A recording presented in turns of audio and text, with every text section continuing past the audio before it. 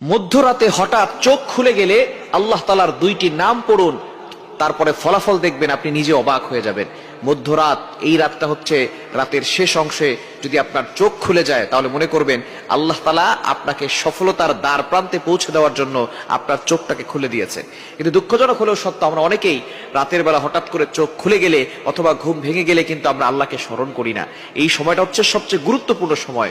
বুখারী শরীফের বর্ণনা, নবীজি সাল্লাল্লাহু আলাইহি সাল্লাম জানিয়ে দিয়েছেন, নবীজি সাল্লাল্লাহু আলাইহি সাল্লাম বলেন, রাতের শেষ অংশে, মধ্যরাতের পরেই রাতের শেষ অংশে যখন রাত একেবারে গভীর হয়ে যায়, এই সময়টা আল্লাহ তাআলা প্রথম আসমানে চলে আসেন এবং আল্লাহ তাআলা বান্দাদেরকে ডাকতে থাকেন, কার কি লাগবে আমি আল্লাহর কাছে চাও, আমি আল্লাহর কাছে বলো। অভাবে পড়ে গেছো, বিপদে পড়ে গেছো, তুমি টেনশনে পড়ে গেছো, দুশ্চিন্তায় পড়ে গেছো, আমি আল্লাহর কাছে সাহায্য চাও, আমি আল্লাহ তাআলা সকল বিপদ আপদ থেকে, বালা মুসিবত থেকে তোমাকে হেফাজত করব।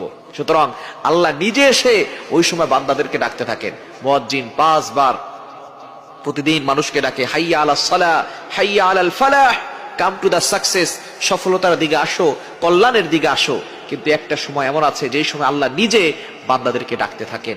এই সময়টা হচ্ছে মধ্যরাতের পরে রাতের শেষ অংশে। এই সময়গুলোতে, এই সময় যদি আপনার চোখ খুলে যায়, আপনি এই আমলগুলো করতে দেরি করবেন না। আপনার ওযু করার দরকার নাই, ওই অবস্থায় আপনি আমলটি করবেন। আল্লাহ তাআলা দুইটি নাম পড়বেন 11 বার করে। কয়বার? এবং দুইটি নাম পড়ার আগে আপনি 3 বার দুরূদ শরীফ পড়বেন। দুরুদের ভিতরে সর্বশ্রেষ্ঠ দুরুদ হচ্ছে দুরুদ ইব্রাহিম। আমরা নামাজে যেটা পড়ি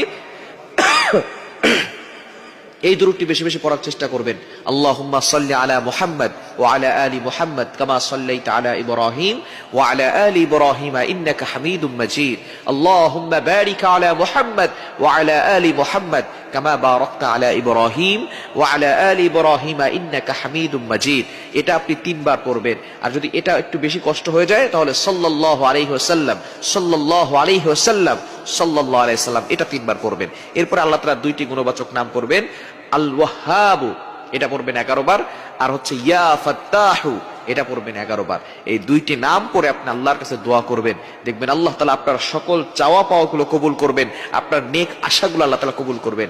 আল্লাহ তাআলা নিজে বলে দিয়েছেন 9 নম্বর পারা 13 নম্বর পৃষ্ঠার 4 নম্বর লাইন, সূরা আরাফের 180 নম্বর আয়াতে আল্লাহ বলছেন, ওয়ালিল্লাহিল আসমাউল হুসনা ফাদউহু বিহা। তোমরা আল্লাহর গুণবাচক নাম পড়ে দোয়া করো, আল্লাহ তাআলা তোমাদের দোয়াগুলো অ্যাকসেপ্ট করবেন, তোমাদের সকল নেক আশাগুলো পূরণ করবেন। সুতরাং আমরা আল্লাহর কাছে চাইতে জানি না।